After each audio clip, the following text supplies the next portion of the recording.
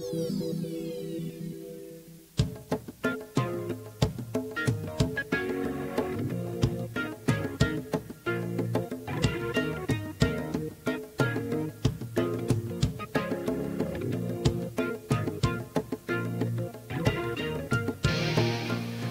to Midwest Paranormal Presents Paranormal Soup. I'm your host, Jason Bland, and tonight, coming back for what I want to call part 2, is psychic profiler Robbie Thomas. We're going to have him on the show tonight after our first commercial break. We'll start the interview. Robbie Thomas is a psychic profiler. We had him on a few weeks ago. And we have some updates. We talked about his book, Psychic Profiler, The Real Deal, Volume 1. There's a number of cases in there we talked about when we had him on the show, and there's some updates on those cases we want to talk about tonight, and we want to get deeper. My show is only 2 hours long, and man, Robbie Thomas is incredible, and there's a lot more we want to talk about tonight. And of course, what we do every Sunday night is a World Wide Web of Weird, so we have plenty for that as well. So let's go ahead and get rolling this show.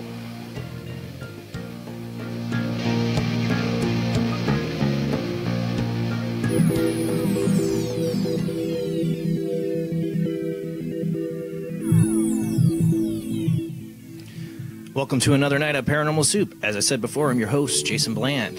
And with us, as always, is my lovely co-host, Jamie D. Let me bring her up on the screen. For people listening on Late Night in the Midlands Radio Network, we do a webcast, and you could come and watch at Midwest Paranormal Presents Paranormal Soup. See my lovely co-host here, Jamie D. How you doing tonight, Jamie? Doing well tonight, Jason. Thank you. And I am so super excited to hear what Robbie has to tell us tonight. Yeah. Jamie of JJ Paranormal is really into finding missing people herself using spirit boxes. Check out JJ Paranormal on her YouTube channel and on Facebook. She's done her own work for missing people. So I know this is what you've been stoked for the first time he was coming on, and then you're like, yay, another time. So I'm happy we'll have him on after that first commercial break. That's it. Rob's not joining us tonight. He's got the flu. I don't think he's going to make it. I told him to get some rest. And of course, we got Jeffrey Chan on the World Wide Web of Weird to roll those videos. And speaking of that, we should roll into it because we got a lot of that tonight. And there's a lot of weirdness. So let's go ahead and roll into the World Wide Web of Weird.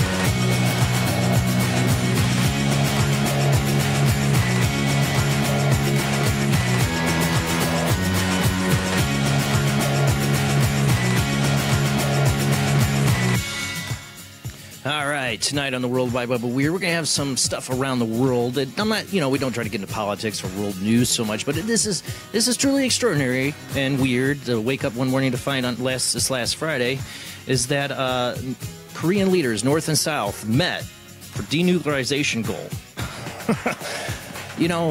It's a weird world we live in. Everybody was thinking doomsday with North Korea, and it's not over. We're not out of the woods, and who knows what they might be pulling. But I thought this was an interest, something I wanted to bring up tonight on the World Wide Web of Weird. And like I said, for people listening on Late Night in the Midlands Radio Network, this is a webcast, so we do show photos and videos that you can see at our Midwest Paranormal Presents Paranormal Soup Facebook page, or you can watch later. We do have the shows posted there, and also on our YouTube channel, Paranormal Soup. This article comes from Yahoo News. I'm not going to read the whole thing. I think everybody kind of knows about what's going on. I hope so, with North Korea and South Korea. But I thought it was interesting that these two people have gotten together, these two leaders. But, what's going on in North Korea? Why did this sudden change of heart? Trump's taking credit. Maybe. I think he did have a lot to do with it. I'm not trying to be political. I am not pro-Trump. I'm not pro any of the jerks. But he did have something to do with it. But I also think, and what scares me, is what's going on in North Korea. Because they have that mountain site where they did their nuclear testing, and it collapsed. And I know there's been stories with China's government being really worried about the radiation fallout from that mountain in North Korea spreading into China. how bad things have gotten in North Korea, you wonder, for them to suddenly have this change of heart and want to work together. I think things have gotten really bad, real bad. You know, you hear about the starvation, people eating feces to survive. I mean, it's bad. You know, the guy that this last year that got out of there had like so many parasites in his body. It was ridiculous. It took hours of surgery to get rid of the parasites in his body. It was from eating fecal matter. So things are really bad in North Korea. I think to the point now that they're, you know, Kim Jong-un or whatever he's got to do something different because his people are going to, you know, die, especially if radiation's involved. You know, they were doing this nuclear testing. It could be really bad. Speaking of also with China, we're over on that part. Let's move to Article 2. This comes from hotair.com. And a lot of people have been talking about this. China wants to know what your social credit score is. Now, people, what do you mean social credit score? You see this picture I have up here for people listening, and we have a picture up of this surveillance camera growth. Estimated 176 million cameras, more than 600 million installed by 2020. They are turning China into a complete surveillance state. You're monitored in the internet. They want to have cameras in your home, okay? The people living in China are going to get a social credit score that basically determines their worthiness to have jobs, certain jobs, to leave the country, to even be able to speak on social media. They're cracking down, and it's become a dictatorship there now. And I worry, everybody's all worried about Russia all the time. Well, screw, I don't care about Russia. You know what I care about? Who worries me as another country is China, because they are totally going full-fledged Orwellian government 1984 on their people, and we're doing business with them, and they're buying up our land, they're buying up our businesses, they're took our jobs. You know, they're our enemy economically, military. They are our enemy, and I not the people. The people I feel bad for. I'm saying the government. And they play the long game. Whatever plans they have. Yeah, go ahead, Jamie. And the government has us by the... Yeah. Because of all the debt, everything we owe. Well, there's a lot of misnomers with the debt and stuff. Yes, they have a lot of our debt, but they're not the biggest holders of it. But it's a lot of things. It's trade deficit. You know, I'm not trying to get political, but that's what scares me. What's going on in China scares the heck out of me. All right, let's move on, though. Let's get to some more weirdness. This next one comes from Newsweek.com. This is from NASA. In a routine flyover of the Arctic Ocean earlier this month, NASA scientists photographed images of mysterious ice holes over the eastern Beaufort Sea. The holes appear to be the first kind ever captured on film, and researchers are struggling to understand what they are and how they got there. NASA Operation Iceberg mission scientist John Sontag captured the images on April 14th, making this field log. I don't recall seeing this sort of thing elsewhere, NASA reported. The holes were noted about 50 miles northwest to the Canada's Mackenzie River Delta. And although the main purpose of the trip was to make observations of the sea ice, somehow these mysterious holes became the highlight of the trip. Fellow Ice Bridge Project scientist Nathan Coots explained that while he can tell from the images that the holes exist in an area of thin ice, he's still not sure what created them. I'm not sure what kind of dynamic could lead to the semicircle shaped features surrounding the holes. I've never seen anything like it. Is it maybe ancient meteor strikes, or how long have those holes been there? They are really weird. To me, it looks like maybe something impacted. I don't know. But it is strange. Or maybe it's the aliens. All right, moving on. Let's go to number 4 on the World Wide Web of weird. This one is a little bit of kind of a weird science thing here. This is from Daily Mail Online. Pigs' brains kept alive outside their bodies for the first time in radical experiment that could allow humans to become immortal. I've always pictured this. Oh, my God. Since I was a kid, I was like, oh, they're going to take our brains out and put them in jars and some kind of matrix. I was thinking of it before there was the Matrix, you know, and that scares me. Yeah, I would not want to do that. Pigs' brains have been kept alive outside their bodies for the first time as part of a controversial new experiment. The brains of hundreds of pigs survived for up to 36 hours after animals had been decapitated, researchers revealed. The radical experiments could pave the way for brain transplants and may one day allow humans to become immortal by hooking up our minds to artificial systems after our natural bodies have perished. Like some Vanilla Sky stuff going on here, I think. Scientist Dr. Need Sasan, who led the Yale University team, disclosed his methods in a meeting at the National Institute of Health in Bethesda, Maryland. Researchers were able to successfully remove the heads of between 100 and 200 pigs and resuscitate their brains while detached from the bodies. The organs were connected to a closed-loop system the scientists dubbed Brain EX that pumped key areas with artificial oxygen-rich blood to sustain life. In what Dr. Suggestion subscribes as a mind-boggling and unexpected result, billions of cells in the brains were found to be alive and healthy. He told the NIH it's possible the brains could be kept alive indefinitely and the additional steps could be taken to restore awareness, according to a report in Massachusetts Institute of Technology. Neuroscientist said his team choose not to attempt either because this is uncharted territory.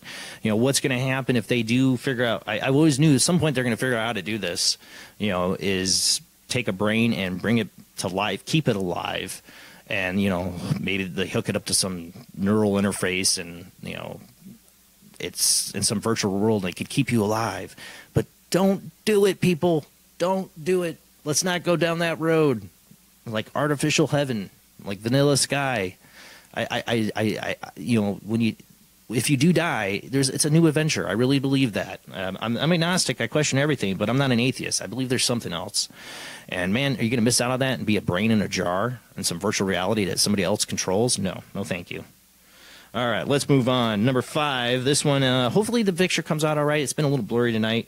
This is a picture. You can get this, read this article in the Mirror. Family tell how ghosts photobombed their holiday photo on the day the body was discovered on a spot. Can you see it? Well, I cheated. I put up the photo with the circle around it. It's the hand. For people listening, there's this photo. The family's all gathered around this wall, and you see this mysterious hand. It's not the boyfriend's hand. You can see his one hand on his leg. His other hand's wrapped around her backside. You see his hand there. And then her hands are completely wrapped around him, but there's this hand behind him. Wow. Renice Trelfala, 28, said she knew nobody was behind them, and when she first saw the ghost, she was terrified and had goosebumps all over and was crying. A mom is convinced she has captured sinister ghosts photobombing a group photo, and what is more is pointing to a man who died years after it was taken. Terrified Renice Trelfala, I cannot say her last name, sorry, was joining a picnic with friends and family in Manchester when they decided to capture memories by posing before a peaceful lake in 2011. But it wasn't until years later that the 28-year-old accountant made the spooky discovery what appears to be a dismembered hand sitting on the wall. The same day the photo was taken, a woman's body was found at the same spot, which has a history of dark deaths. Ruling out possible explanations for the hand, the mother of one said she knows absolutely that nobody was standing behind them. When I first discovered the abnormal hand, I knew immediately that it was an unexplainable phenomenon. Shuddering feeling went all over my body. I started to cry. I had a lump in my throat, goosebumps. I was terrified. It was years ago, though. I mean, yeah, I'd be like, cool. I know absolutely nobody was behind us. Also, another photo that was taken only seconds afterwards shows no sign of the hand.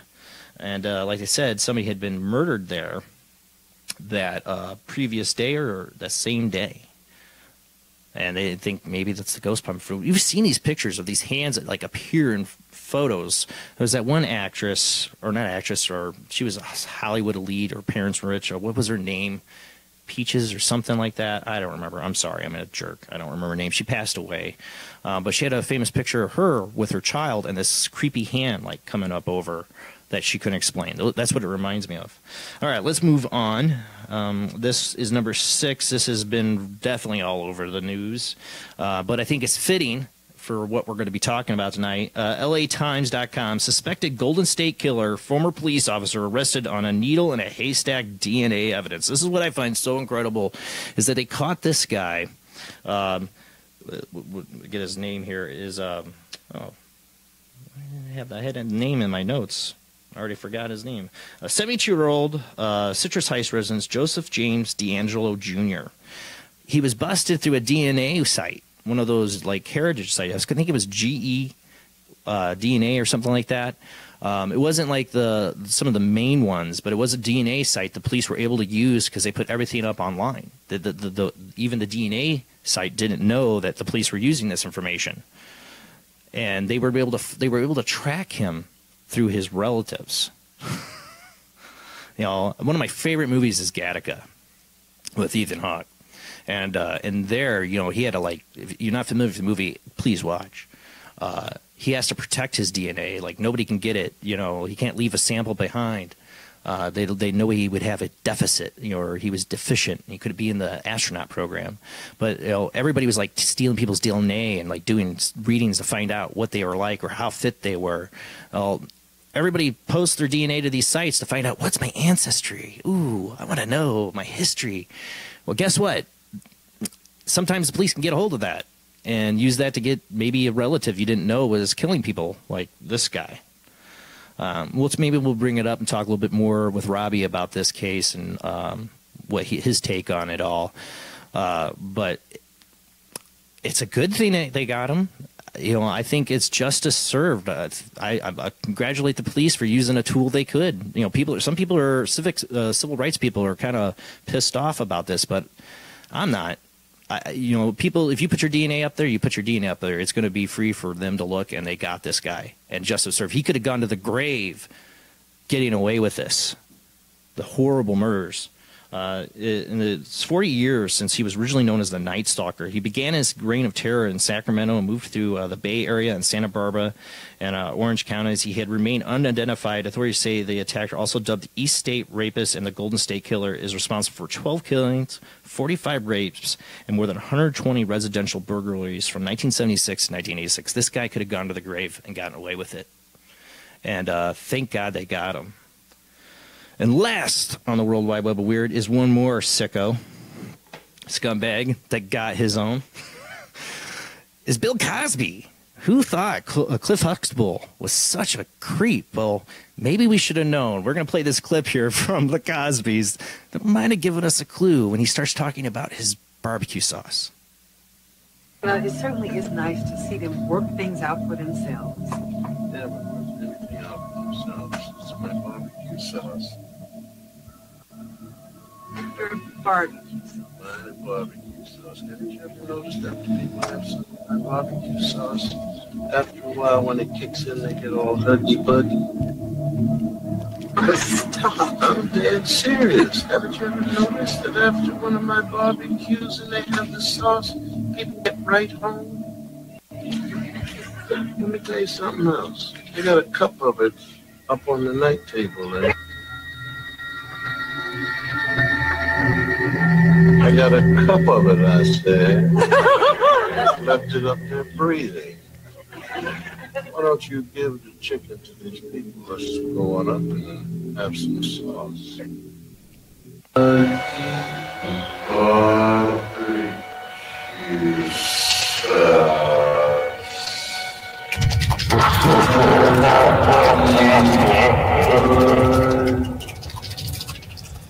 Barbecue sauce. Let me tell you something else. Left it up there breathing. People, let's just go on up and have some sauce. Huggy Buggy, Huggy Buggy, Huggy Buggy. Huggy Buggy barbecue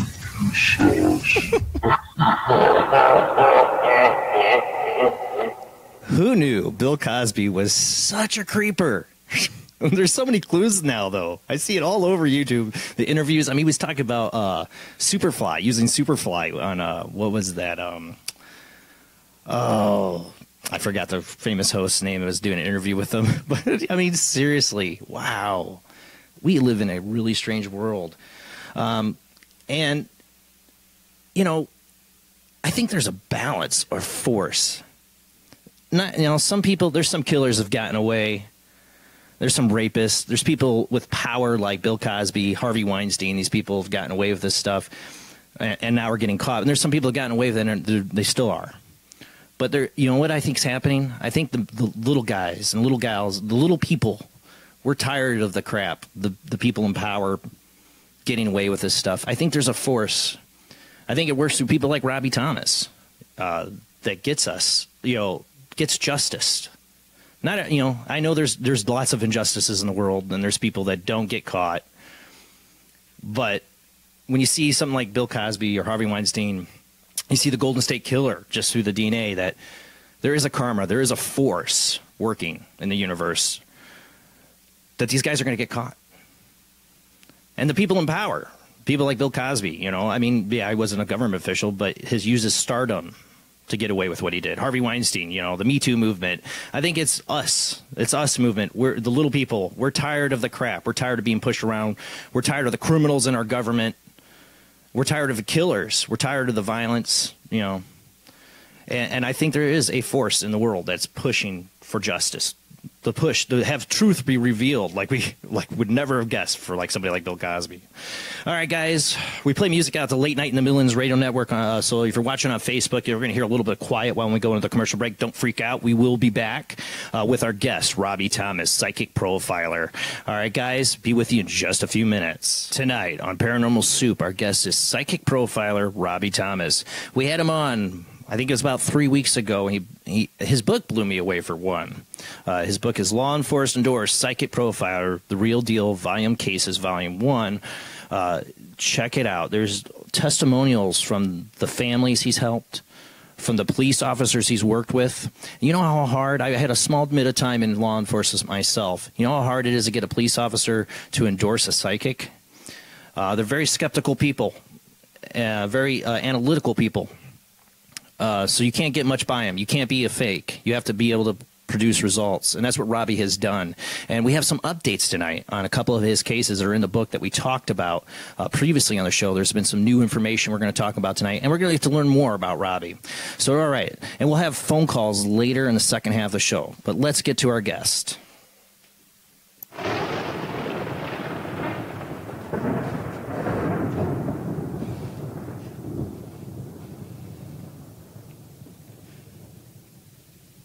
You there with us, Robbie?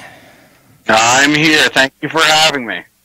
Awesome to have you back. Thank you so much for coming back on the show. We had such a great time last time. I can't wait. Me and Jamie have been pumped all week about doing this show, so thank you for coming back.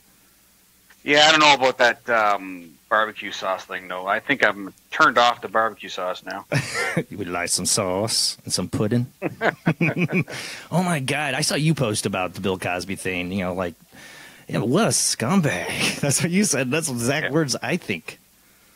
Yeah, scumbag. And there's a few more posts on my blog about Allison Mack. And oh, that's another one. That's another scumbag. Yeah, for people not familiar with that, Allison Mack, she was on the show. I watched the show, was Smallville. She was an actress on there, cute little actress and everything. But guess what? She was like a ringleader for a sex cult. Yeah. And they're saying, like, not just the women she brought in, they're talking about children trafficking, sex trafficking, too. Oh, yeah, it's huge. I mean, as you know, my background, too, I've helped out in that trade to get people home. You know, and one of the mothers who's the CEO of MATH, Mothers Against Trafficking Humans, Glendine Grant, beautiful woman. Her daughter was taken many years ago. So, you know, looking at what I've done in that aspect, and then looking at these sick people out there, it's huge. It goes, doctors, lawyers, police officers, politicians. Actresses. Yeah. Oh, yeah. Oh, my gosh. Oh, yeah. I mean, people have been talking about it for a while. I mean, for a long time. But it's like this stuff's now actually getting some light. It is actually getting revealed. Most people are like, oh, no, it's not that bad. It's not really going on. Or it's not famous people doing it or politicians. You know, that's a conspiracy theories. Well, a lot of that stuff's starting to come to light. Yeah. Yeah, in various ways. And it's just not one nominated area that we're looking at. It's every profession. It's every different aspect. I mean, we have people taking human beings and selling them into we call it the human trade, which is slavery. And, you know, Allison Mack had part of that as well. I mean, they were branding these women. They were branding them in the guy's initials that and her initials too. There's so much on this woman and hers. Yeah. I mean, I hope she goes away for life. Oh, yeah. You know, that's the least. That's the least. If we had the death penalty for people in the human trafficking, I would love to be the person to push the button. Right? You know, I hate to say it. One of my favorite shows was Dexter, man. I know. Yeah. And you know, one of the best episodes is when he gets some people that were trafficking humans, and I was like, get them, go Dexter. Yeah. You know, I mean, I honestly, I mean, you know, murder's wrong and everything, of course, but you know, there has to be some really harsh penalty. You know, like, you know, these people shouldn't just sit in prison right away. They should be taken out. You know, gone behind the barn. And, do it quick. You know, in China, they take people, they shoot them, they send the bill for 3 cents to, or probably now because of inflation, 6 cents. Yeah. But they send the bill to the family, and you know, there's a lot of sick people out there. Just by putting up Alice and Mac's blog on my website, and then last night we sat and watched a couple movies, and I didn't realize they were actually going into the human trafficking, but that's what they were. It was just uncanny how this just fell on TV. White goes, let's watch this movie, Bruce Willis, and you know, it was a great movie. It really depicted what goes on, and it can happen anywhere. Oh my gosh, you're gonna hit me with that, aren't you? I know Bruce Willis is in it. I'm trying to think what movie that would be, because I want to watch it. It's a new one. It's a new one. Yeah, it's not one I've seen. It's a new one. I'll have to look up Bruce Willis movies and find out which movie that is. Yeah, absolutely. But yeah, human trafficking, like, you know, you besides, you know, doing the murder cases and missing people, I mean, right falls into that is human trafficking, because no matter if you didn't want to work on it, you're going to, because you're going to run into it. You know, when somebody goes missing, there's a good chance it could be part of human trafficking. That's just it. You know, May I interrupt? It's not all fun and of course, games. Jamie. And you know, as you are we looking at acts of violence? What do you mean? Acts of violence. I think that's the movie. That's the movie. Oh, is that the movie? Trailer with Bruce Willis. Oh, see, I hadn't even heard of it. Thank you. Yeah. Acts of violence. I'll have to remember that. Yeah, you got to watch that one. Then there's another one I watched too. I think you're going to be interested in watching. It's 10 by 10. That's the name of the movie, 10 by 10. 10 by 10. Yeah. It's got where, again, here we go. We've seen it in the news where nurses have actually committed murder. Many people, and I think they derived this movie from that, and it's really going to blow your mind when you see it. Usually, the profile for that is the angel of death, somebody who gets a thrill out of playing God, literally. Right, yeah, absolutely. I mean, there's my brain's going blank, and there's a couple famous ones, you know, that are rotting in prison right now for doing it, but. Yeah, they have they can get away with more than anybody. They're the modern day H.H. Holmes in a way. They work around the medical community or in the medical community. Usually, like you said, nurses, and they can just take people out left and right, and they think it's natural causes or whatever. That's just it, and there's no trace. Yeah, you're absolutely right. And you know, for somebody like you. You know, I know you had one thing you were able to find out for a friend that they had messed up medically on somebody. It wasn't an angel of death scenario, but you know, somebody like you could find that out. You know, you could sense that. Well, you know, that was something else, and that was divine intervention, most certainly. Because if you look at where it was, I just landed in Virginia. We were wrapping up the Coexistence Parasupernatural series. And I was in Virginia, in my hometown. This lady who follows me on social media, Julie Kiff, she just happened to text me and said, you know, my husband, they're going to unplug him, more or less. You know, we had long conversations. The doctors declared him brain dead. They were going to unplug him, take his life. And I hustled back after filming, spent 3 minutes praying to God, and turned around to her, told her exactly what was going on. Wrong medicine. His brain is swollen, and they're killing him.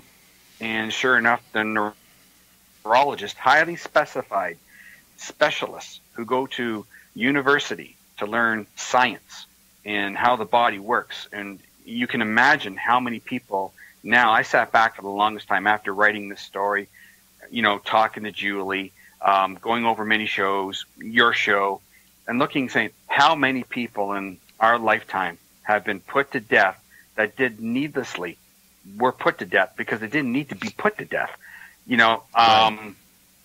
You know, and then when I told her that, and I left, and then she told the neurologist. They couldn't believe it, so they asked for the chart. He looked at the chart, and then he started saying, "Pull the IVs." So, you know, we go from them going to unplug him and kill him within 48 hours to him home now and eating a steak dinner. I mean, where do you say, you know, I'm at fault? Right. You know, and where do we draw the demographic of where these neurologists, they just don't go, okay, well, that's one I can wash my hands of now and I don't have to get in trouble. Or no, we have to sit back and we have to learn from these mistakes. Well, it's like a murder case. Look what happened in what's happened just now in England with the baby Alfie. Did you see any of that? Yeah, I caught a little bit of that. That's sad. That's really sad. They basically determined the child should just die. And a judge ruled they couldn't even take the kid out of the country to Italy, where he was made a citizen by the Roman Catholic Church, so he could receive treatment. They wouldn't even let him do that. They thought the baby would die right after they took him off life support, and he lived a lot longer. And, to me, murder. I'm sorry. Oh, yeah. That's what it is to me. And I think they were trying to hide their incompetence. I think the medical staff, the doctors, went this far with the courts because they didn't want them to find out their incompetence of something they did. Well, this brings up a good thing. I want to go right into this case tonight. A little bit of update for you is incompetence. Great word. Yeah. I spent the last part of the weekend here, a lot of my time going over and over some interrogation videos for a lovely family, beautiful family out of Kentucky. And I wrote their story in the book.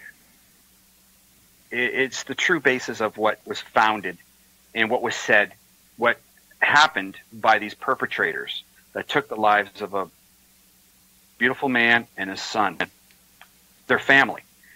You know, I sit back and I still soak it all in because I'm not done. And I know I'm not done because I keep getting the revelations and going through what is right. I know in their hearts they want peace and they want to move forward on this. They got closure in a sense because we have one suspect, A, commit suicide, and he confessed. We have this on our hands where they do not want to take the responsibility of saying, yes, all right, we have this already, a confession from the man, and here's our incompetence. This is what we did wrong. We were lazy. We didn't double check, triple check, and look at things properly. We never investigated this as a murder. We wanted to brush it aside and put it under the carpet, and that's what it really, truly boils down to. So, when you have someone like myself come forward with a law enforcement officer who has a great deal of experience, and we work together, and we find all this out, not only that, we get another confession from another guy. Now, when I'm looking at these interrogation videos, I listen to what every word that the bad guy says, also the supposedly good guy that's doing the interviewing. Not only does the bad guy put himself on scene, not on scene, fire outside started where we were told that the fire started from oil on the inside. This is from the police telling us this in our conversations. Well, they were wrong. So we know that now because now we have the video. And the video says, you know, and where the guy's saying it's behind at the back. Well, you would have to actually be on the property to go and take a look and see if it was behind on the back. So, you know, there's certain things I'm looking at and going, you know, you did not say that you were not there because you were there different times. No, I don't know him. I didn't see him at that time. I was over there at this time. There's so much wrong in what they're saying, placing themselves there, not there at different times. Where was this other suspect? You know, it's a junk. It's a bunch of junk. It's a lie. So when I looked at, it's a lie. It's just a plain lie. So when I look at that, and then I see the cop, he goes, to us, he goes, no, there's nothing on the tape. You know, there's nothing like that. But one video he says, I listened to the tape of that psychic. So he's just committed himself. This is the one in the book. I remember you know, you guys come in with the tape of, it was a confession, right? Yeah. And you go in the office and you give the guy the tape, and he comes back, which he tells you it was blank. He says there's nothing on it, right? Exactly. Like, exactly. Dirty pool. Yeah. Yeah. And it was a dirty cop. Dirty something. But, you know, then I look at the video, and the interrogation video, and he says, yeah, I listened to that tape. And he goes, what he said on there. And then you have the one suspect, the weakest link. And, you know, he's kind of agreeing, and he's not agreeing. He's stumbling over things. But then you go to one suspect, one interrogation video, where he says, yeah, I think this guy really did it. And he starts to give his premise. And he's starting to give his analogies and what's going on. The cop says on that tape, he goes, I tend to agree with you. So that means he agrees that the guy did it. Yeah. But yet he comes out later on and says, no, he didn't do it. So there's a lot of little pickups I picked up on all these videos and everything that's in there that really need to be really substantiated and look at a little harder. I know that the family needs proper closure. We have a closure, but it's not the proper closure they need. This is a murder. It wasn't accident. And there's a lot of stipulation in those reports that were, I think, they sat down on a donut and a coffee, and they just wrote it out, and just wanted to get this done. It really has to take a look at. And now we're getting the newspaper. They were going to release a little something, but now they got the videos as I had, and also that law enforcement officer Andy DeLay has had. We're going to pour over them a little bit more because I like tearing things apart. And when I do, I find the littlest thing, and I'm going to go at you. And I remember telling that detective when I left there, you haven't seen the last of me, because he was smart ass. And, you know, I don't like that. I really don't like that. So here we are. I'm picking every part about him in those videos apart, where he says, I tend to agree. Yes, this guy did make the murder. And then he says, I listened to it on tape and I heard it. And then he turns to us and says, I didn't see anything. So, I mean, there's a lot of stuff here that's going all over the place, and we're going to have to get down to the nitty-gritty and let the public decide. Let the media put pressure on these guys, and let them reopen the case and get justification for this family.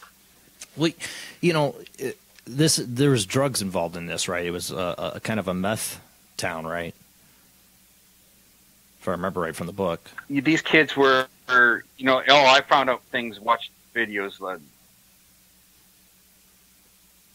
So, you know, it's really, it's a soap opera. This family did not have to go through this. They did not need this to happen to them. And you got these punks who think they can run around trying to distort and destroy people's lives. And it's not the first time this character set fire to people's homes. Right. And it's not, you know, not the first time he wanted to hurt people, and he's crazy, and it's all laid out in all these videos. I mean, you could just write it out for days.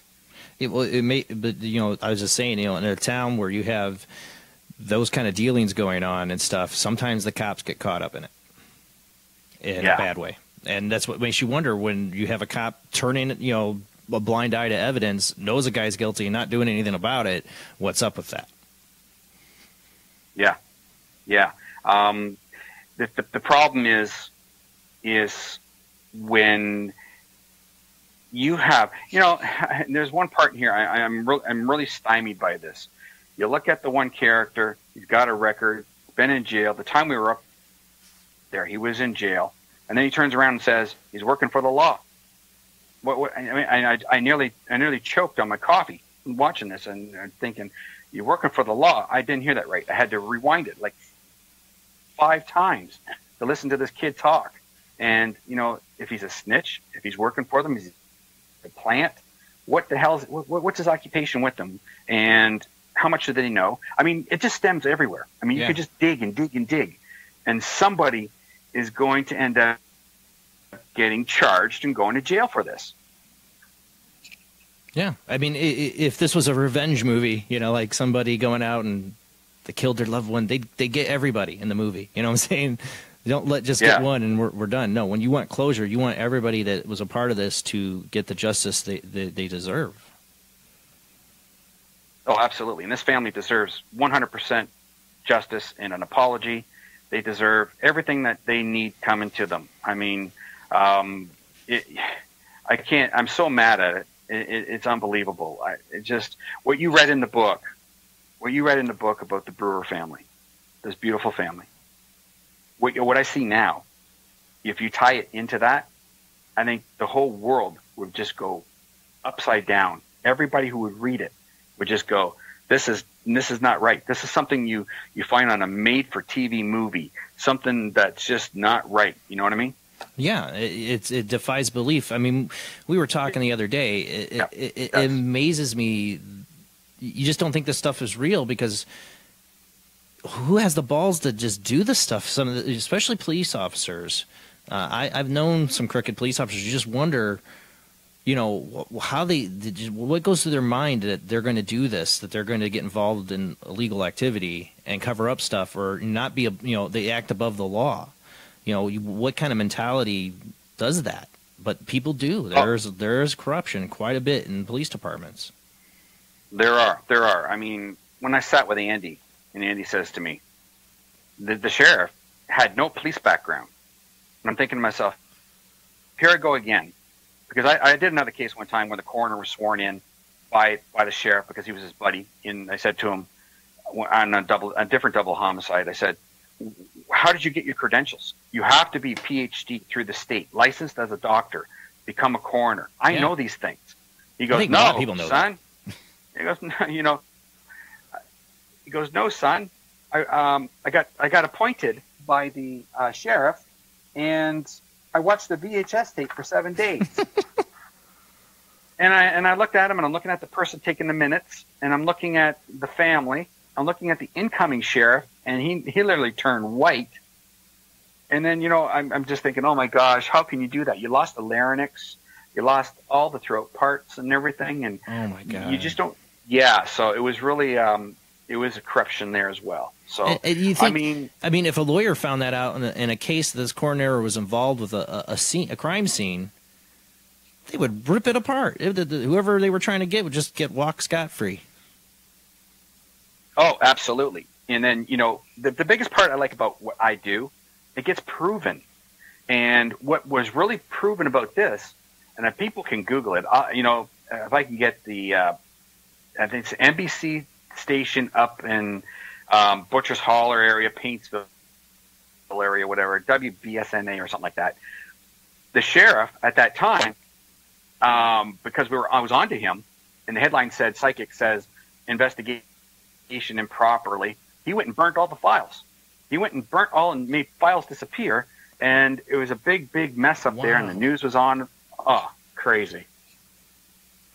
Like I said, it's just the audacity of some, these criminals. It's like they live in a movie reality. They're like, I'm going to get away with this. I'm going to do this, and sometimes they do get away with it. Sometimes it's just amazing. Just most people think, oh, that's just movies. This stuff doesn't happen really, but it does. Oh, it does. It does. And again, the Brewer family. It's happening. It's.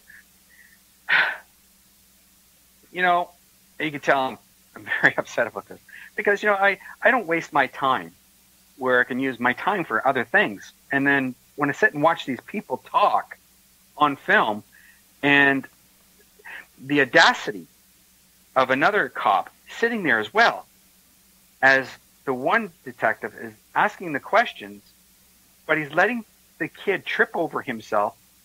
But I don't know if anybody else caught this in the family, if they were watching it, but the cop was correcting him. They're trying to get him to get the story the way they want it. You can't have that when you...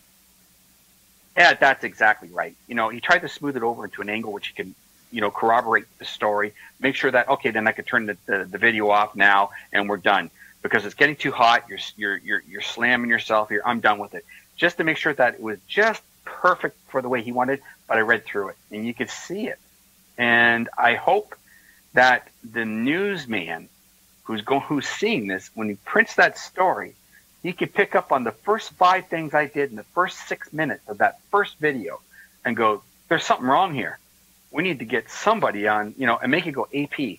Make it go across the nation. Every news station pick it up. And then once it does, and if he does print it properly, come back on your show. I want to do a special just for this family. And then you can have the newsprint, read the story, put it up, and we're just going to spread it all over the place and get people to say that this family needs something reopened to have proper closure. Although we do have the confession, we have the kid confessing to something. Here, I'm going to tell you something right now, and this really ticks me off. And I know the cop can't do nothing about it. The cop doesn't have a PhD in order to say that a witness isn't sound mind to be able to give a statement just because they have a disability. You cannot say that. A police officer cannot. He could be sued for saying something like that, for not taking that statement. I don't know if the family don't know that, but I mean, they could walk all over him, and because they got the statement from the young girl. It corroborates what the guy said and killed himself. So, I mean, oh man, this stinks from 5 ways to Tuesday. So basically the confession, you're talking about the suicide confession, they threw out because of his mental state? He went, not his mental state. There was a witness that he went after the murder, and he told. That's right. Sorry. Yeah. So Her that individual, right? And I didn't write that in the book. I kept that out. But that individual right there, a police officer does not have the determination. And I know, I've been around them, and I know you went through to be a cop, and there's other cops listening. You do not have the determination to say, you're not sound mind to give me that confession, I'm not taking it. Or, I mean, that statement, I'm not taking it. They don't do that. They take the statement, and they let a judge and jury decide of the mental state. And like you said, somebody with a PhD to decide that. Exactly. Not a detective or a wannabe Superman hero. It's basically he's hiding evidence by doing that. That's completely obstructing the whole investigation. Right. And, thank God that somebody in that sheriff's office handed all these videos over, to the police or to the family. Sorry.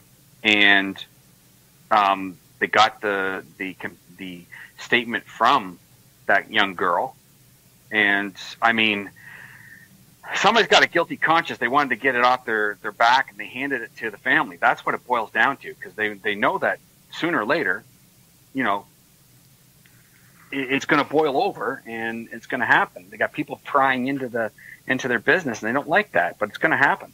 Yeah. It's not sitting well with me, and I'm a digger, and I'll keep going, until something is done for this family. Absolutely. Well, you invest yourself in these cases. You can tell from your book that it affects you emotionally. And like I said, if you pinpointed the person and the people involved, and to see nothing come of it is got to be very frustrating. Oh, it is. I mean,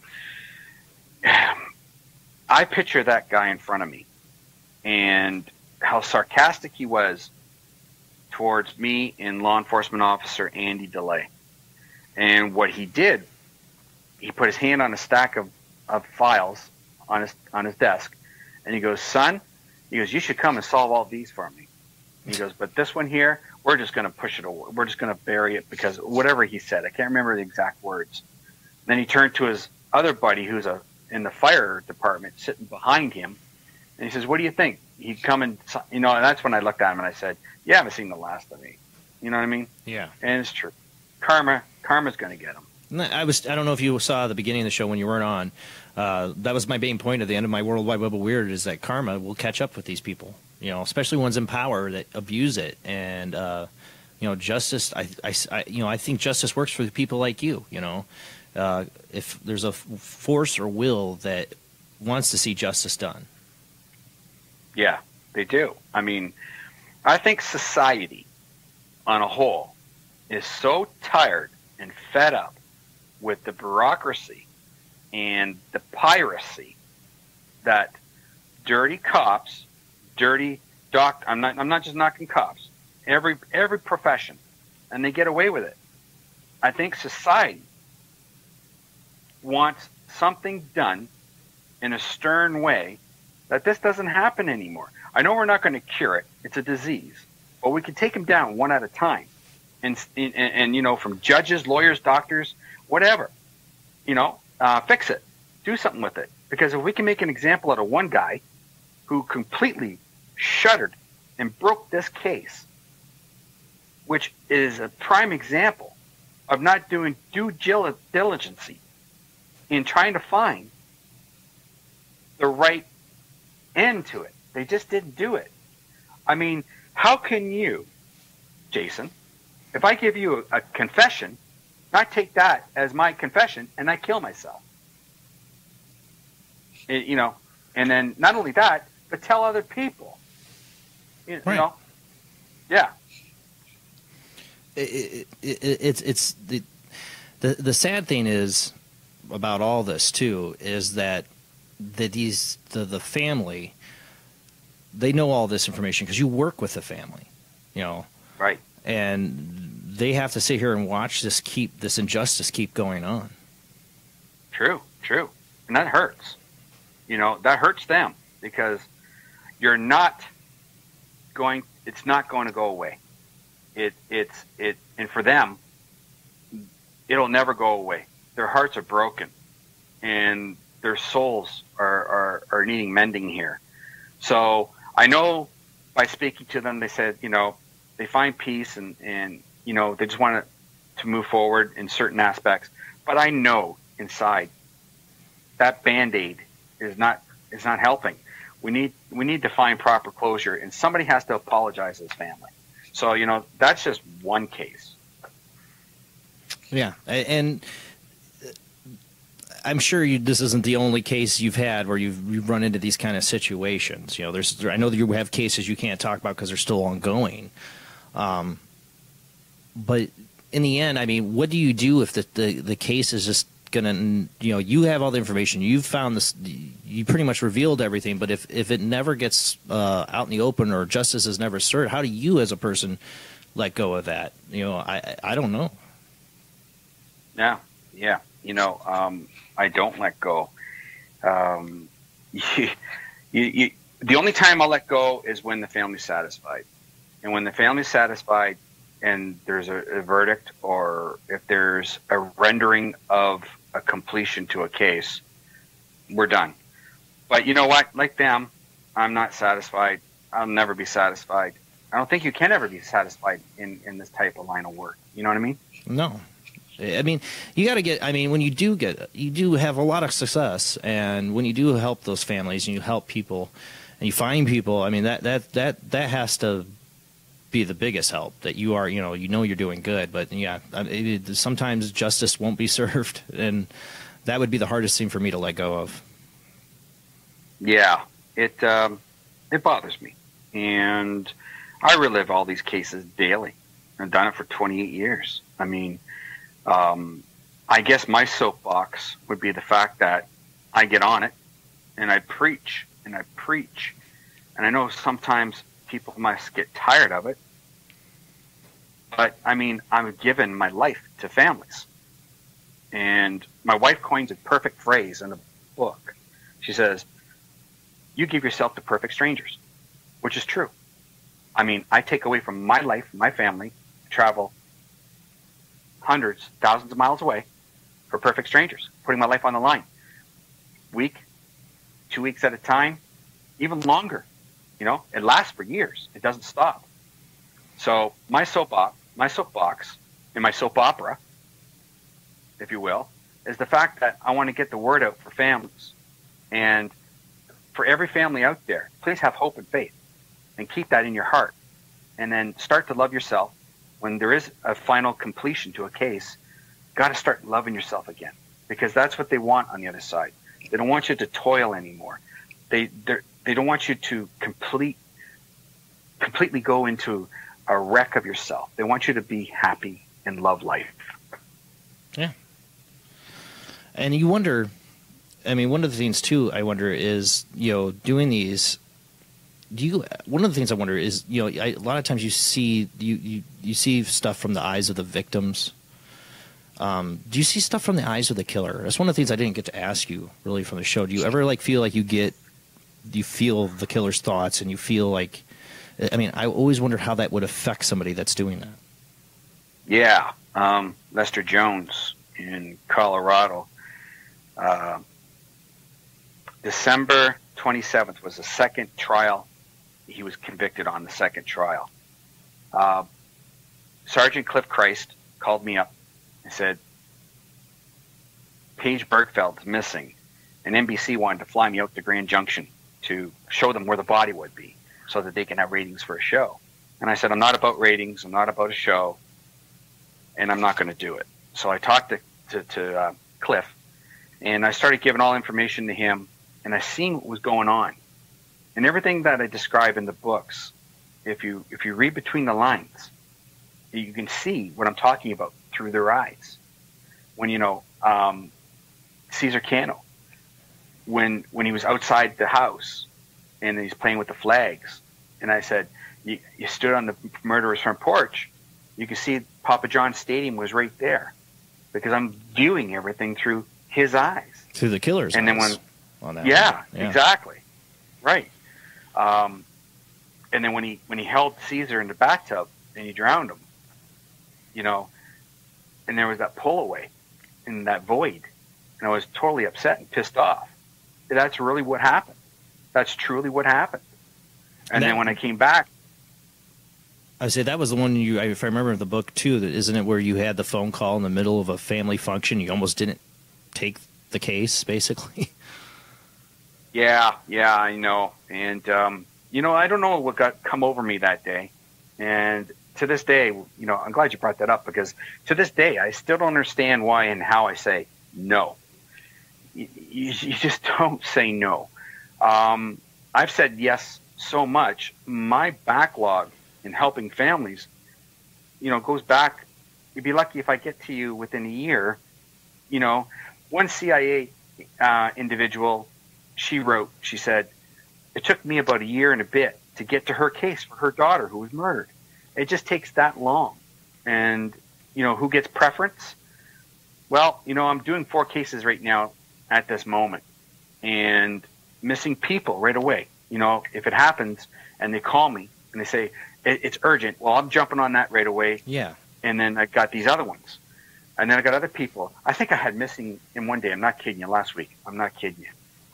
8 in one day missing. How do you do 8 in one day? You don't. You don't. And I look at myself and I go, I'm not selfish. I just don't know, but I just can't handle 8. I'm doing, I'm finishing up on murder case. I'm helping this family, like the Brewer family.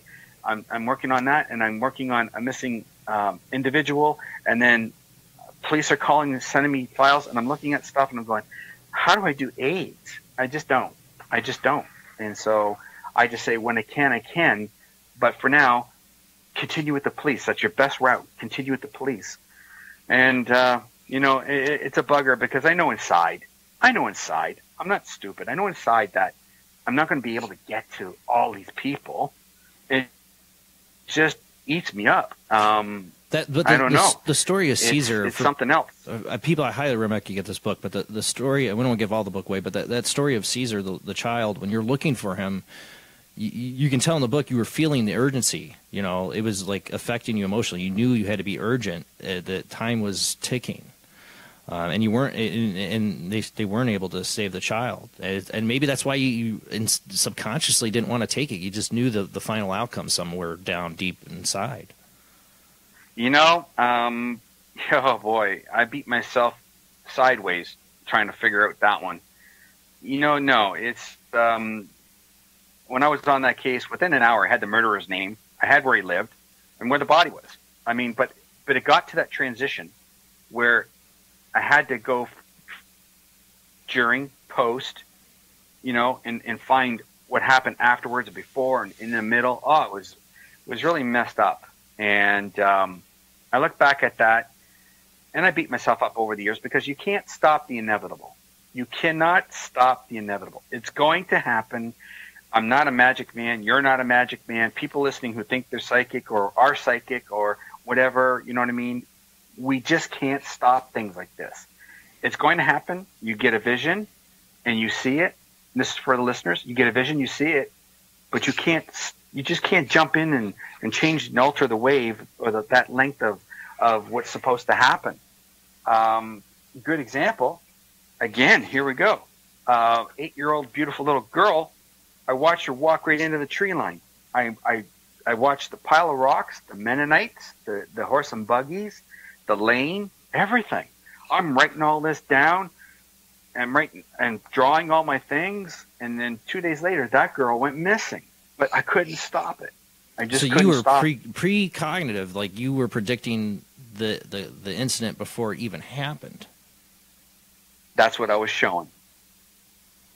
And that opens up a lot more questions to your ability. I mean, for you to see a crime before it even happens, that's like the Minority Report, you know. What do you do? Yeah. I mean, seriously. I mean, what do you do? I mean, if you do see something, I mean, if you were to see a murder before it happened, what do you do? There's no crime yet. No, I know. That's just it. And you know, to validate my own self, what I did was I had my notes, and I knew the program director of a radio program in my hometown, FM station, and I did shows on there before for many years.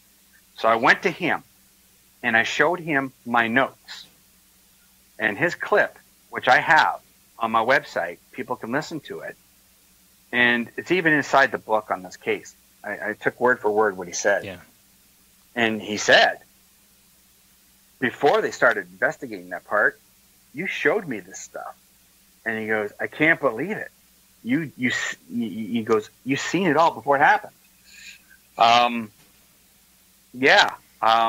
do you do? I mean, that was the question in the Minority Report. You know, if people haven't seen the movie, it's about the future of using psychics in a way and predicting crimes before they happen. They would arrest people for a crime they hadn't committed yet. You know, that's if you go down the sci-fi path of that idea, you know, what the possibilities are. That's what that movie explored. As a psychic, and I know you hate that word, but that to me, that has to be the most frustrating. If you could stop, you know, you can see something, but you can't stop it. Yeah, you just can't. You know, the little boy, or not a little boy, he was going to university. I got a call from the family, and they said, "Can you come out?" Here's something too. It's like Minority Report, if you wish, or if you will. So I drive down to the city, and I'm not knowing where I'm going. So I pull my car up into this driveway of this, I guess it was like a restaurant type thing, and I turned my car, and I'm facing now this other building across the way, adjacent from where we are. And I'm talking, and I'm texting to the cousin, and she sends me a photograph of the drug house that he was at Christmas Eve. So I look at the picture on my phone, and I look up right in front of me, and there's the drug house. It's right in front of me. Like, I was led right there. So the next thing I know, I'm hearing waterway, and a boat ramp. So I drive down the road and I see a mail lady. I pull the mail lady over, and I said, you got to tell me where a boat ramp is in water. I need to know. She goes, oh, you go right, and you take a sharp left, and it's right there. I went down the street, turn right, sharp left, right there. I get out, I can see him in the water, vision-wise. I see him in the water. So after I talked to his cousin, she is married to a police officer, but his jurisdiction is a little different. They called out the OPP. There's a video on YouTube of the OPP searching the water, but they used a drone over top with heat-seeking camera, but they were really, really late. And when you're dead, you don't pump. You're not hot. Right. So they're not getting proper shots. And they just missed him in the murky water by grabbing him. So winter came, spring rolled around, and about 1,000 feet from where we were, the slow current took him, and he ballooned up, and he popped out of the water, and there he was. You know, it was amazing because here we are, we're just driven all this way, and Spirit actually drove because it led me to the drug house to lead me to the boat ramp to know where I'll be looking in order to find the body. Minority Report? I guess. I mean, you're also like a bloodhound, you know, too, finding the body in a way. Pretty much. I do want to get to our second and last commercial break, so we can get moving into see if we can take a couple phone calls, because I think we have some people in the audience who would like to ask you some questions, if that's all right. Absolutely. All right, guys, we're going to go to our second commercial break, and after that, you'll be able to call in the show. We'll give out the Skype ID, and there's a phone line ID you can call in tonight. We think we have the video chat Skype ID working, so we can give that a shot. I'll give all that information out when we come back from the commercial break. All right, guys, we'll be back with you in just a few minutes.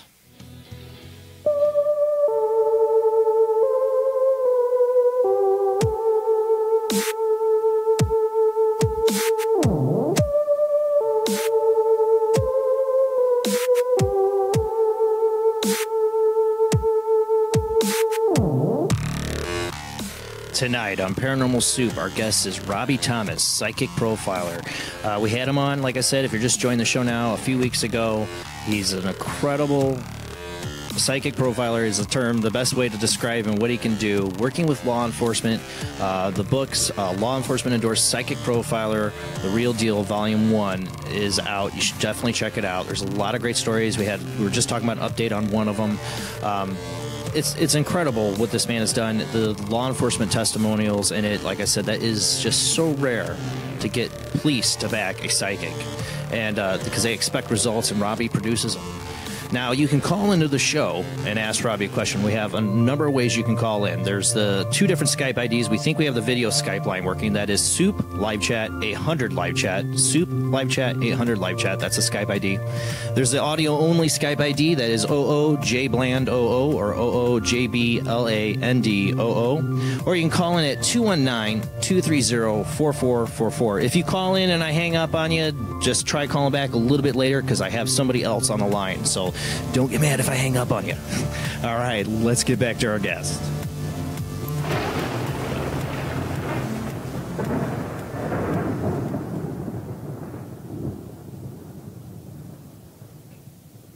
You still there with me, Robbie? I'm hanging tough. Awesome. So, yeah, again, people, you can call in the show, ask Robbie a question. Gave out the Skype IDs. We'll put them in the chat rooms and that, so you guys can see them too. Jamie, Rob, Bill, you guys are in the chat room. Share the call-in lines for the people.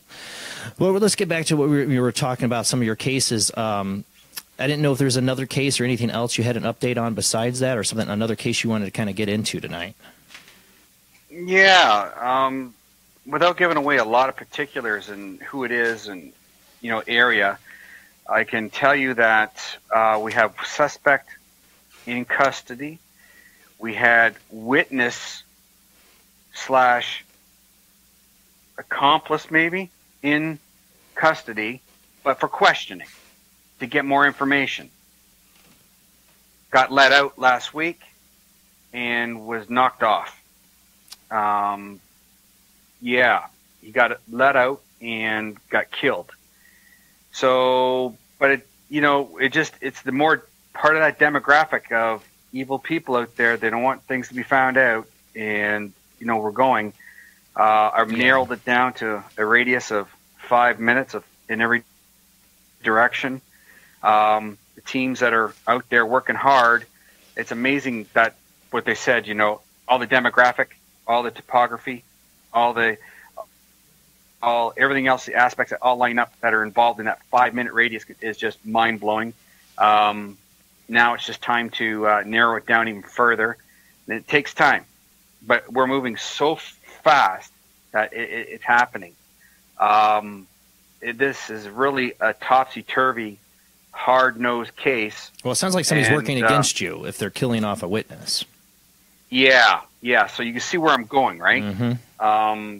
It's amazing, the news that came out that way. I was floored when that happened. So, yeah, that's where I'm at in that one. And then an update from another case out in L.A. We have a couple months, if that now, away from an arrest. And it's a huge, huge high-profile case. It's going to shock a lot of people. And it's already been all over TMZ. You name it, all those magazines in Hollywood. You know how they do it. Mm-hmm. And shows out there. But it's going to knock a lot of people and say, holy crap, how in the hell did he figure that out? Yeah, yeah. Even the detective, he was just dumbfounded by it. But because of it and what we've done and got the information to them, they were granted another almost $3 million to do this 3D photography type thing to get this to prove, right? That's how deep this is. So it's amazing. So yeah, we get results. I keep working until we find the right thing. Yeah, because you want to catch them. That's what it comes down to. We do have a caller on the line. We have, I think he probably called in last time you were. I'm not sure if he called in or not. But it's Zach. He always has really great questions. How you doing tonight, Zach? I'm doing pretty good, Jason. How you doing, brother? Doing great, doing great. So you got a question for Robbie. I'm sure it's a really good one. You usually do. Yeah, I do. It's a two-part question on that. Just the only question I have. Hey, Robbie, man, it's good talking to you again, man. I wanted to know if I can get your insight on two high-profile murder cases. Would you be willing to provide me your insight into both the John Benet Ramsey case as well as the Black Dahlia case? Yeah. I don't talk about cases like over airwaves or to other people. If you ever went to my website and you take a look at my policy, I do this professionally. And right on my work policy, it tells you right there, I do not speak to third-party people or let anything up any case because those cases are still, if you will, open. I tell you this, though. I went down to Boulder, Colorado, and I went on Guyam Television. Bobby Brown, who actually got the confession from John Walsh's boy who was murdered. Everybody knows John Walsh from America's Most Wanted. Right. He was the one who got the confession from the guy who was in jail who murdered John Walsh's boy. Well, Bobby Brown was on that case with a lot of retired law enforcement people, and I had a little hand in some things there, but it really stinks. Again, 3 ways to Tuesday on this case because, certain aspects of the case just don't add up, as we all know. And I'm just being layman terms here for everybody because we all know we've seen it. But yeah, there's a lot of things I did say, and I can't disclose that. I'm sorry. And as for the Black Dahlia, I'm not too much up on that. I remember watching the movie. I remember not reading anything about it, but I just caught the movie, Zach, and I really have to get involved in it more.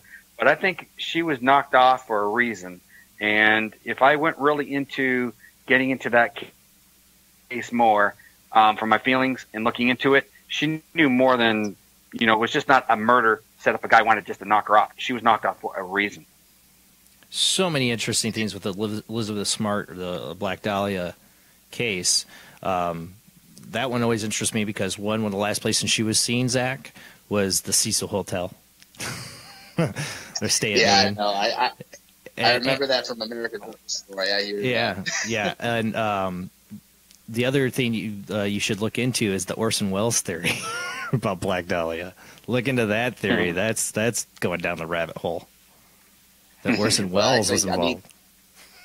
Yeah, I know. I could definitely hear that and understand that, definitely, because there's that underground in Hollywood and all that. And, I mean, with the recent, Harvey Weinstein scandal and all that, I mean, it started to come to light. But that's kind of what I'm getting at. It was like the pre-Harvey Weinstein and Orson Welles. That's what the theory is kind of like, but that he even, gave evidence in some of his films that he was responsible. So it's an interesting theory. I don't know if I believe it, but... Was Bill Cosby around back then? Right, Bill Cosby. Here, Elizabeth, you want some pudding? Some sauce? Want some pudding? Oh, well, thank you, Zach, for calling in. Do you have any other questions, or was that it? Oh, no, that was it. Robbie, thank you so much for answering my question, man. I greatly appreciate it. Thank you so much. I love hearing everything you're saying, man, and I'm so grateful that you came back on. It's so great. No, thanks, Zach. Thanks so much, man. Have a good night, Zach. Everybody, have a good night.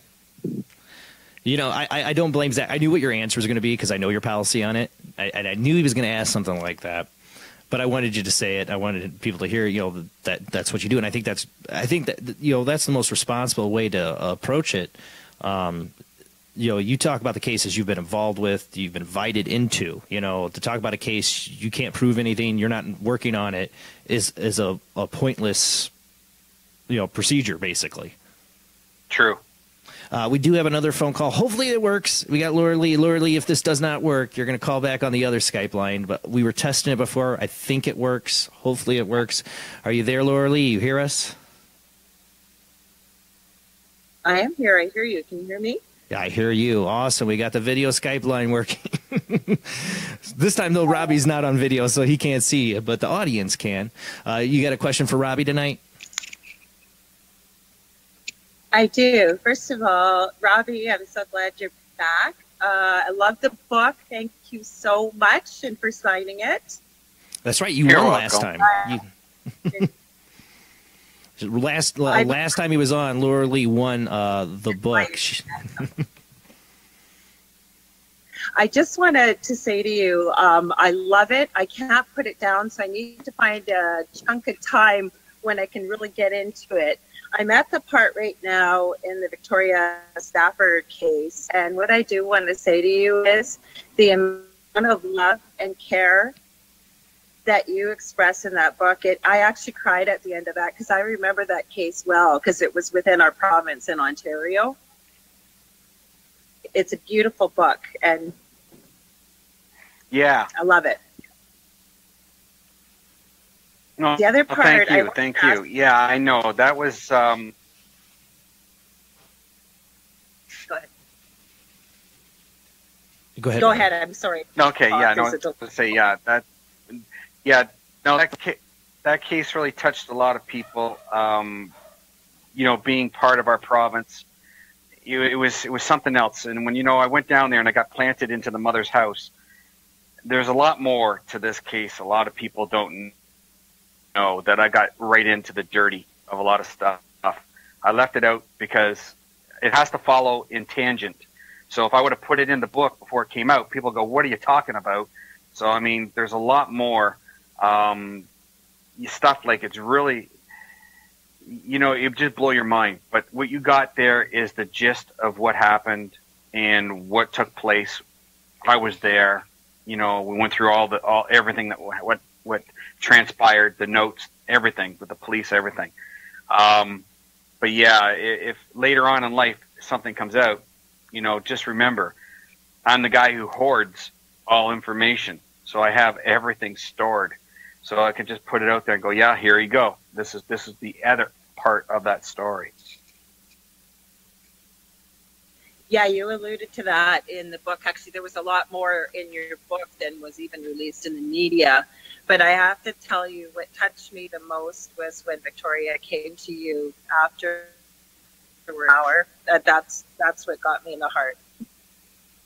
Yeah, that was something else. I tell you, for her to come, and her favorite thing were butterflies, and the yellow flower.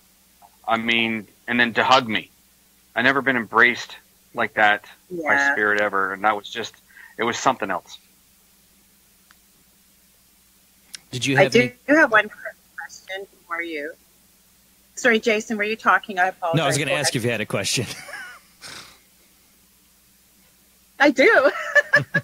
What I want to ask you, as working as a medium now, do you ever find, and I may not have gotten far enough in your book yet, like I said, I'm savoring it, do you ever find where you live locally that when somebody passes away, that they come to you immediately with a message? Because that's what's happening to me right now locally. And I just wait, and usually the information they give me comes to fruition, but what do you do with it if they do? Yeah, we were discussing that earlier in the show, and we can actually talk about Victoria Stafford again, because when you read there, she came to me 2 days prior, or I was shown through spirit that where this child was going to go. You look at stuff like that, and again, trying to stop the inevitable. It's something that I've tried for 28 years. It's not going to happen. You're going to beat yourself up. You have to let it come to, like you say, fruition. And when it does, then you take those steps and you do what you do. And that is just, it's amazing how it happens. I've been on cases where I sat and watched in the news, and I can tell you right now, this is something else. A lot of people, yeah, we'll shout it on your show, Jason. Why not? Okay. I was asked a long time ago to get involved in this certain case, and I said, no, I'm not going to. I spoke to the mom, and she went on Dr. Phil with the other family, and I said, nope, I'm going to wait because it's diluted. This whole case is diluted from so-called many psychics, and I got the list sent to me, and I kept it. It's a long list of people that have been on this case, and so all the hits. I'm not saying that they're wrong, but I sat back and I said, I'm going to wait because I see somebody coming forward to me, and I did, and she did. She came forward, and it turned out all the photos that she sent me are identical to the man who did the murder. All the things that were involved in the case that people don't know about, I mentioned the tools and certain things. The detective gasped. He couldn't believe it. And he told me, send him all this stuff. It goes beyond just this murder. So that's why it's taking so long. They have to really go back through all her emails she sent me, every piece of information, and it's going to take them a long time until they can narrow down this person that was murdered, this person that was murdered. So I'm talking serial killer. Yeah, that's what I was just going to say. Yeah, you know what I mean? Yeah, it's going to take a long time. So then everything that I sat down and talked to this detective, he was totally blown away. He just couldn't believe that nothing that they had on file from 30,000 tips matched anything that this woman had. It was just that one little thing, and she did come forward, and I seen it happen.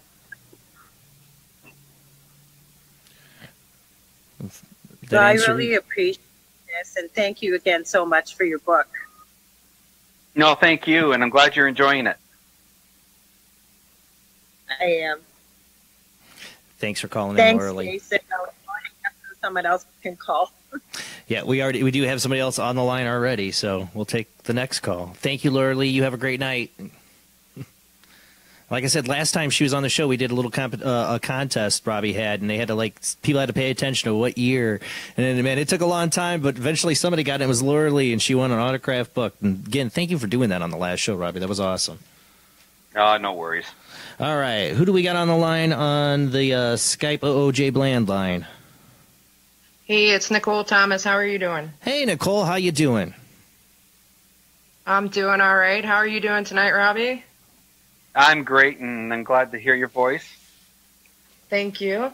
I'm not sure if you're going to be able to help me based on something you've already said tonight, but a couple of my friends encouraged me to call in. I have a friend who's been missing since 2011, and there's not a whole lot of facts on the case. All we know is that he went to a party and tried to call his mom and his grandma at 2:30 in the morning, and that's the last anyone's heard from him. Right. Yeah. Let's start this way first.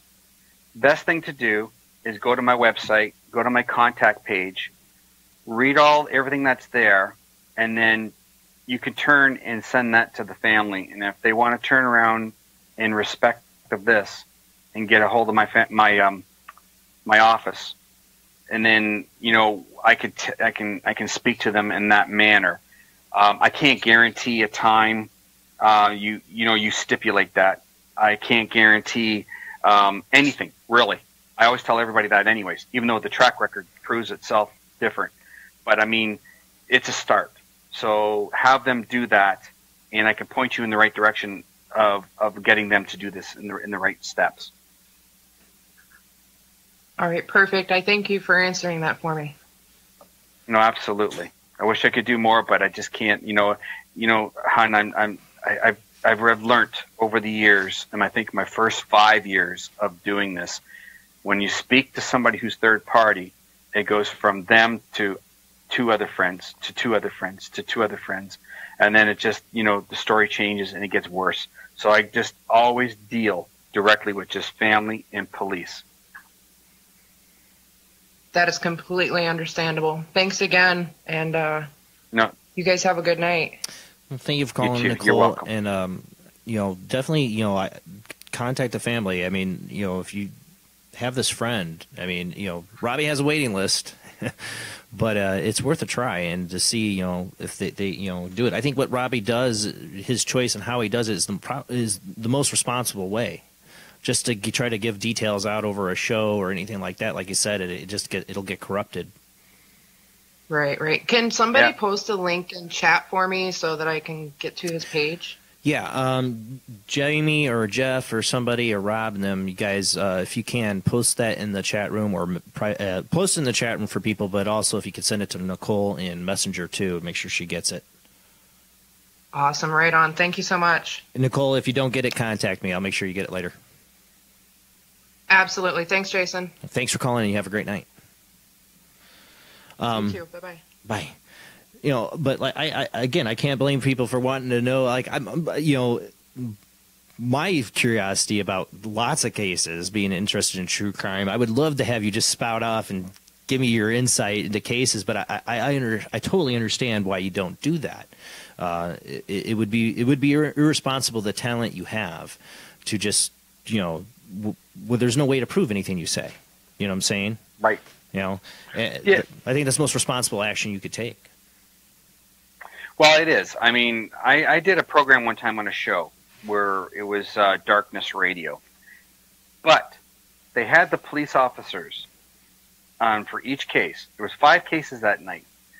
I did not know anything about doing 5 live murder cases that night until 10 minutes before the show. Oh, my God. So, yeah. And so Dave did a kind of a fast thing. I agreed to it. I shouldn't have done it, but I did. But I knew that the police were there, and they were either asking questions or Dave would ask the questions for them, and all the information went there. One was Kaylee Anthony in Florida. Now, Casey Anthony? all the Casey Anthony, yes. Oh, my God. In Florida.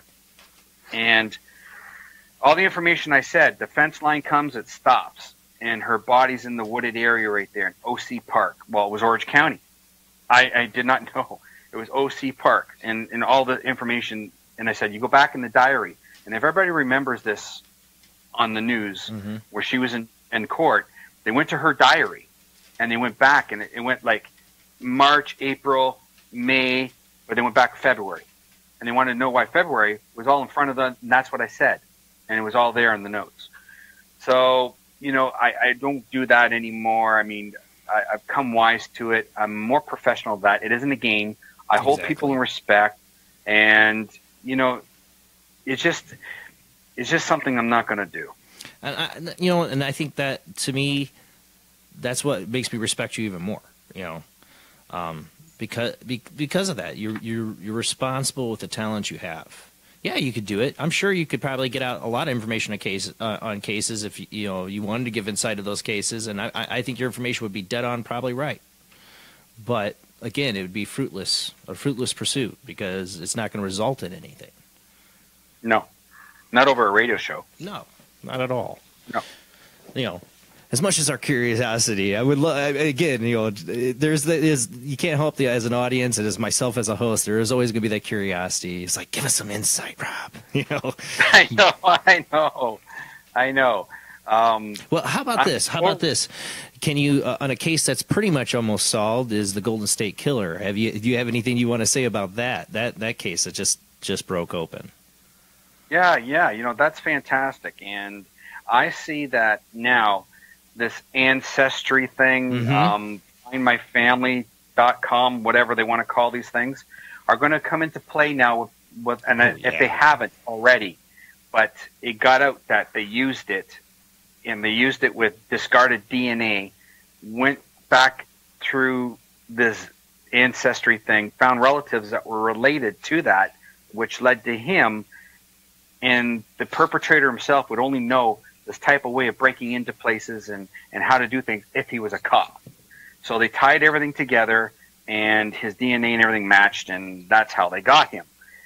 Do I see this happening more? Yes. I see them taking it into a different facet of of many different things as well. Just not through the DNA going through these social media, but social media plays a huge role in everything now. Oh, yeah. People say, the FBI following me? Are they what? Yeah, they are. And are they what? Yeah. You want protection? You know, they're doing certain things. Absolutely. But it's going to go beyond the scope of that. And it's going to get more futuristic. You know how you see these movies where, what do you call those, holograms and stuff like that? Mm-hmm. You're going to see things like this. It's going to happen. I think it's better for everybody. People might not like it because they say it's an invasion of my privacy, but I look at it this way. If a little bit of invasion of your privacy means that they're going to save your child, what would you rather have?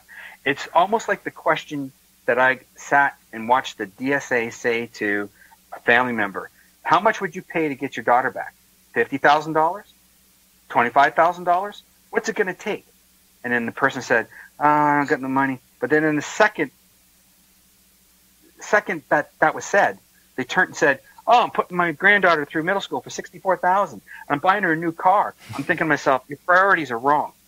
Your priorities are wrong. So it all goes back to this again. Are you going to invade you for what? A little bit of privacy to save your child? Hell yeah. Are they going to find your wife? Yeah. So, I mean, you know, this is what we need. We need this type of thing. Yeah, like I said, I have mixed feelings about it. I am a libertarian, you know. I'm very big about, you know, people's right to privacy. But at the same time, you know, what these cops did with the Golden State Killer is genius, and I applaud them for their diligence to bring this guy in after so many years. And that privacy was given up. These people gave their DNA to a site that basically, and if they read the fine print, they would have known their DNA would have been suspect to criminal investigation. Now, the site didn't even know the cops were using it. They didn't even know. Right. And that's the best part is now they have something that is precedence. And, you know, we can move forward with this now. It's amazing that the tools that we have and that we can move forward in finding in respect to who murdered or, you know, who broke into my house and stole this item or took my child. Something. We need that, and I'm glad it's happening. And for this guy, I mean, if it wouldn't have been for this, he would have gotten away with it. I don't think there was any other way they were going to catch him. Nobody around him knew. He as most typical serial killers, the ones that they're not, you know, people think all serial killers are crazy, delusional. No, they're not. They could be very manipulative. They know exactly what they're doing. They know they can't tell anybody. They enjoy that, and they enjoy holding it to themselves. It's their private world. They're, you know, that nobody else will ever know. This guy would have gone to his grave, never told a soul.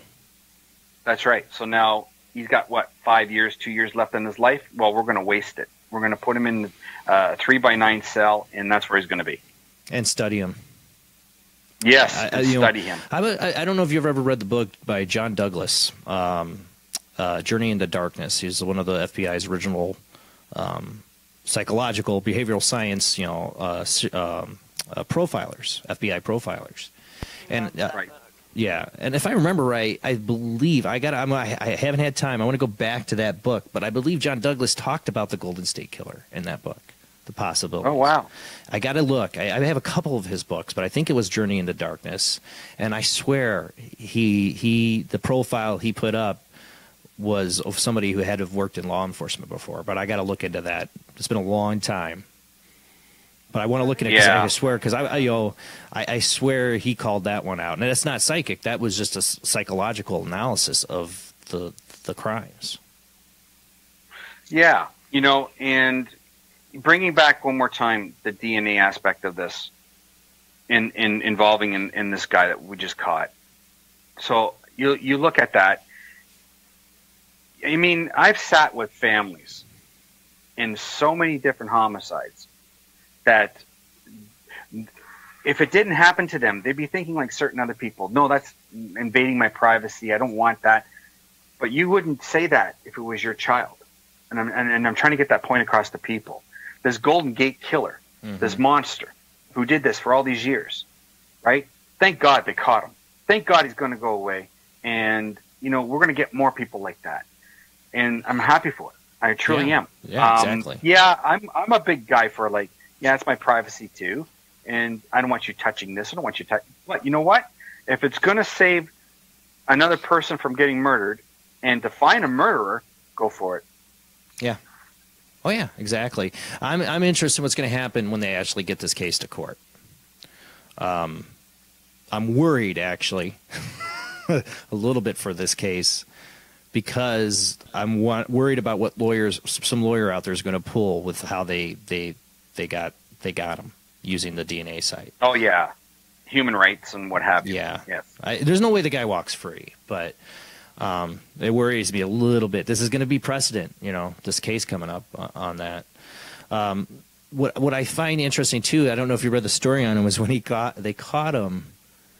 He was kind of very nonchalant and like, oh, I got a roast cooking in the oven, It's just, I don't know about you, Robbie. I mean, you get into the minds of serial killers through a psychic sense. I've always been interested in that, but I've also been interested in people who do it through psychology, like a profiler. But the mind of a serial killer, I'm sorry, my wife thinks it's creepy, but it interests me. It honestly interests me because it's human. It's the most human evil there is. I've always Yes. wanted to be well, now it's behavior analysis because profiling's not PC correct. Right. But because I can't wrap my mind around that type of crazy, I just can't understand it. So ever since I was young, I started reading these psychology books, just trying to understand as much as I could. Addicted to the ID channel, just trying to figure out what makes these people tick. Yeah, my wife. It's always worried her a little bit because I've watched a lot of the documentaries on serial killers. I'll admit it. I've watched like some of the movies about serial. There's some of them I can't take. I honestly, I remember watching a Ted Bundy movie, like a movie about Ted Bundy, and I didn't finish it. It was too much for me because he was such a monster. I couldn't take it. I think the reason like people like me and Jamie, and maybe you, become I don't know if you're fascinated or not. It's just the gift you have. But me and Jamie can become fascinated. As I think empathic people like us, who feel deep emotion from other people, we can relate to other people. Cannot understand the idea of somebody that is so detached that can just kill somebody with no feeling at all. Well, or get enjoyment out of it. Well, that's true too. And looking at the fact that the one case I'm on, I described to you, where now we're in the midst of going to all these different murders where he went away for work on the weekends as traveling worker or whatever he did. There was certain items, and I remember their conversation that the witness, if you will, said, "Don't touch that box," because he harbored everything in that metal box, which he took trophies. That's common. Yeah, and when she got too close to it, he moved the box, and it's hidden now. He's throwing fits, and when he's not in control, he'll throw a fit. But when he finds that he's in control and that they're not onto him in a certain aspect or a certain way, then he relaxes. Yeah, because he's riding high. He's riding high. Yeah, I always call it, because exactly. It's power. It's always even those sexual assaults that they make. It's never about sex. It's always about one thing, and it's power over another person. We had a phone call, so I want to take this before we run out of time. Who do we got on the line here? This is Crazy Cajun. Yeah, it's Crazy Cajun. How you doing tonight?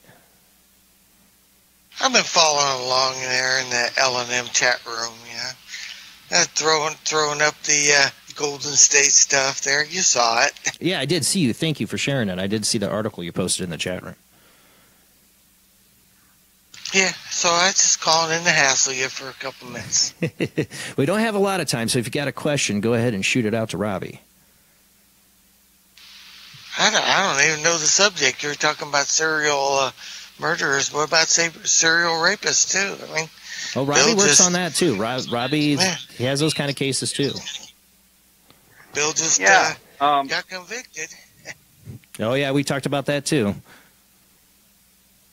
Yeah, the rape and what these I know just these animals and what they do.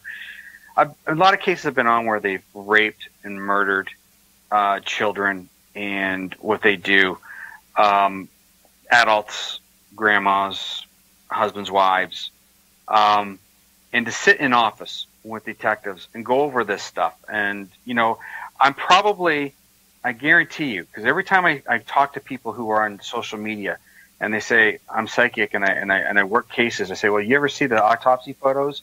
Do you ever sit in office and go over the case files and they show you all the depth and how they're, you know, either they're cut up or they're, you know, bent backwards, and nobody knows this stuff. They don't see it. So that's when I say I question if they ever do actually, you know, work with law enforcement. But when you look at stuff, at the rape and what they do. To look at all that. Yeah. What were you going to say, Crazy Cajun?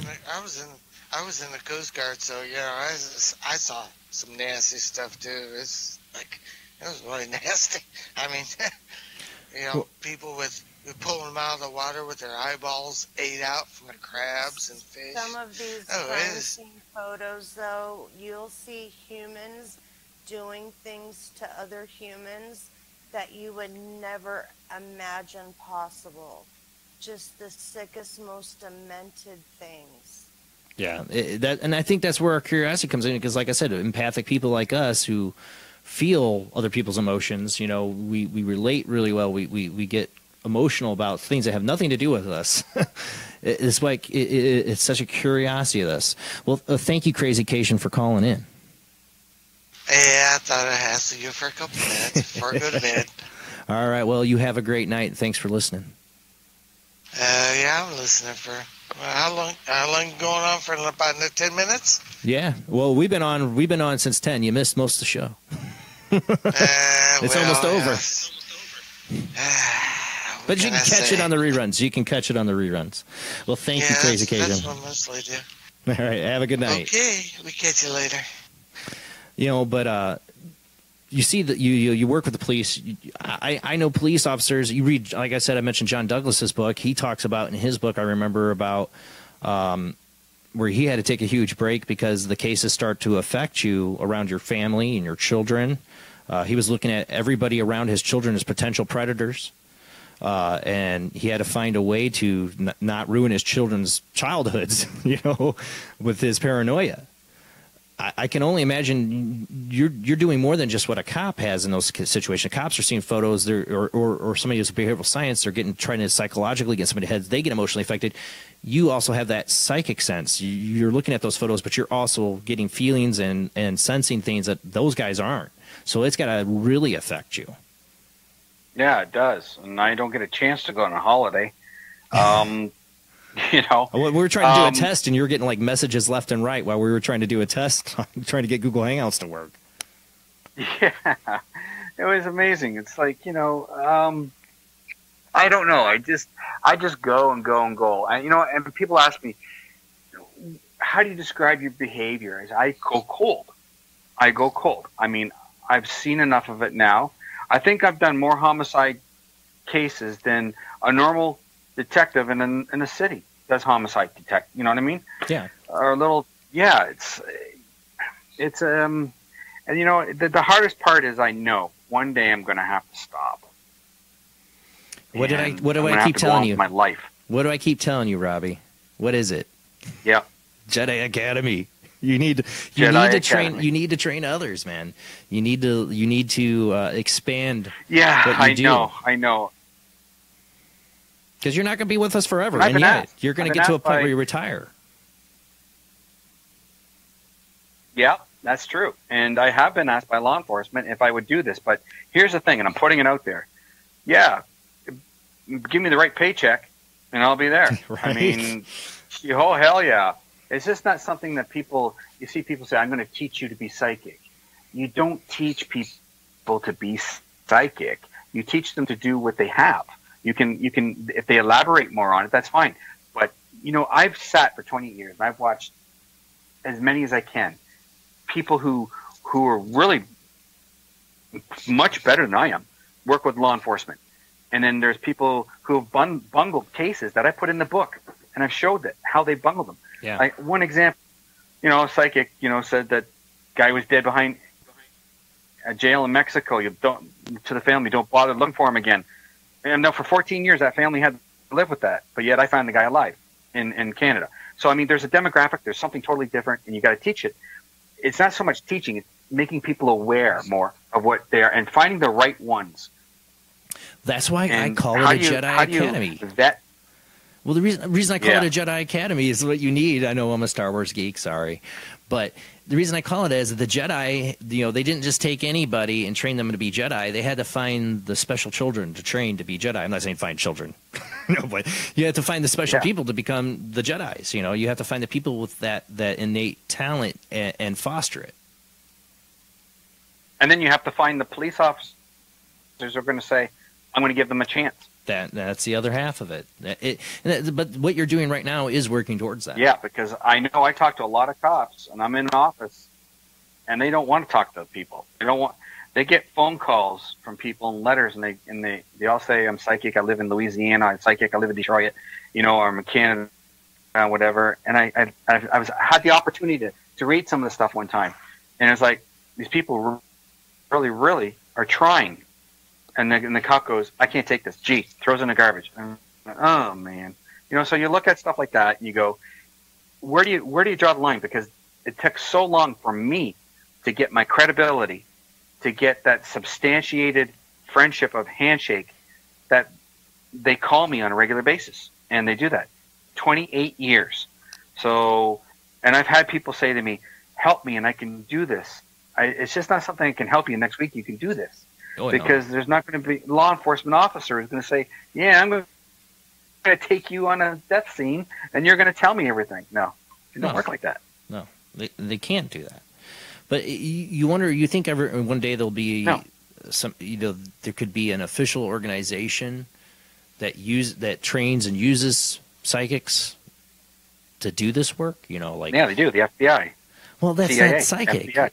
And you know how the FBI is, bungles things. I know.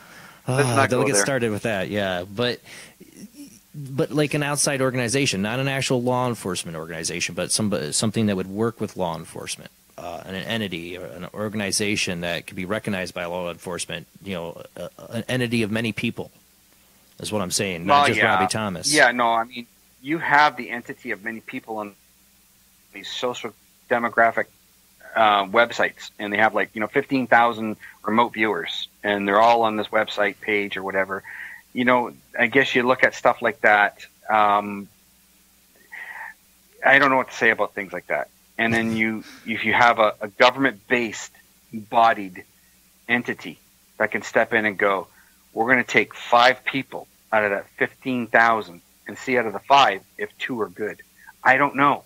I don't know how they do it. I don't know. I just know, Jason, I'm here today. I do what I do.